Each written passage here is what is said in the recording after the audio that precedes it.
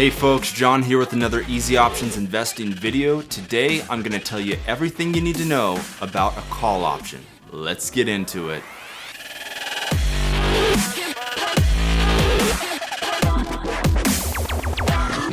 Hey folks, now before we get started, if you are new here, I would really appreciate it if you hit that like and subscribe. It means a lot to me. Alright, let's talk about the call option. Okay folks, welcome back. Today we're talking about call options. Now, before we get into the details of what a call option is and how it functions, let's take a step back and talk about what options are in general. So an option is a contract, and that contract expires at a certain date. And this contract governs 100 shares of the underlying stock. So for instance, if it is a contract for Apple, it governs 100 shares of Apple's stock. Additionally, the price of the option contract is dependent on the price of the underlying. So depending on whether Apple, in the example, moves up or down, that will affect your option price. Okay, and that is exactly why options are known as a derivative product. They're not the only derivative product, but they are one of the most popular.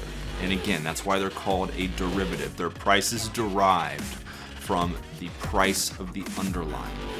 Okay, now that we've talked about what options are in general, let's talk about call options.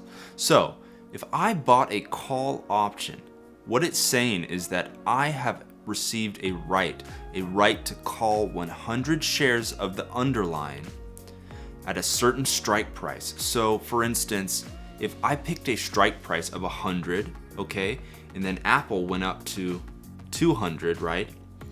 What I can do is I can call those shares back at the 100 price, right?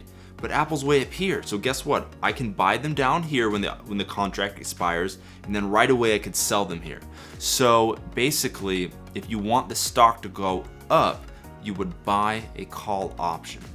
Okay, now let's look at selling a call option, the other side of the coin. So if I sold a call option, the buyer of that option, which is not me, has the right to call those 100 shares. Okay. On the other side, I am obligated to provide those 100 shares. Okay. Let's look at the Apple example one more time with that. So say Apple is at 200, okay, and I sell the 200 strike call. So I want the price to go down now, not up. So say it does come down to 100, okay. So the buyer, right, that contract is going to be worthless because they bought the 200 strike. So why on earth would they buy the 200 price when the price is actually down here? That would be an automatic loss for them. So that contract will be worthless. It would be better for them to do nothing and just accept the loss that they took. And what would that loss be? That loss would be the price that they paid for the contract. So all they lost was, again, what they paid for the contract.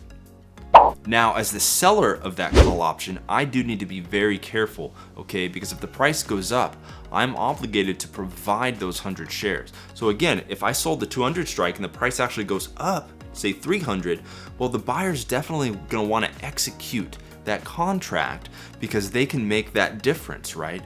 Okay, now I wanna show you a quick chart that summarizes the profit and loss of the option contract and how that's affected when the price of the underlying changes. So this might look scary at first, but it's really pretty simple. Here's your profit and loss, okay? And here is your stock price increasing this way. So you bought the option, right? So you had to pay money. So until the price of the stock gets up to your strike price, you have a net loss, and that loss is the money that you had to pay, okay? But the moment you start going past that strike price, that is, the price of the stock goes past the strike price, you start to regain some of that money you paid, and you finally break even at a certain point, okay? Now, once you go beyond this price, there's that break even price, that's when you actually get profit. So with a long call option, again, you do need to be directional, but so at some point, if the stock does keep going in the direction that you wanted, which is up, right, you will finally get profit. And actually, something I should have noted earlier is that call options, if you get the direction right and you're the option buyer, you can get very, very large percentage gains. But again, you have to be directionally right, and you have to do that more often than not. And if you're not right, you need to learn how to take your losses correctly, or you just take the whole hit. And the good thing is you do know your max loss right away. Now, if you were the option seller, the blue line is really just the opposite, okay? The line would start up here and it would go down here. And why is that? Why are you already profitable here? That's because you sold the option, okay? You received a credit, you received money, so you automatically have profit.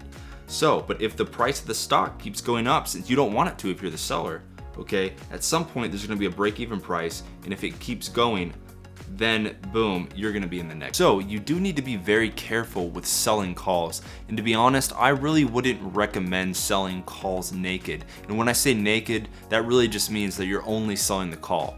And there are things called spreads. If you're not familiar with those, I'll do a separate video about those. But basically what you can do is sell a call and then buy another call above it. And what that does is limit how much risk you have. There's a maximum loss that you can lose, and you know that right away.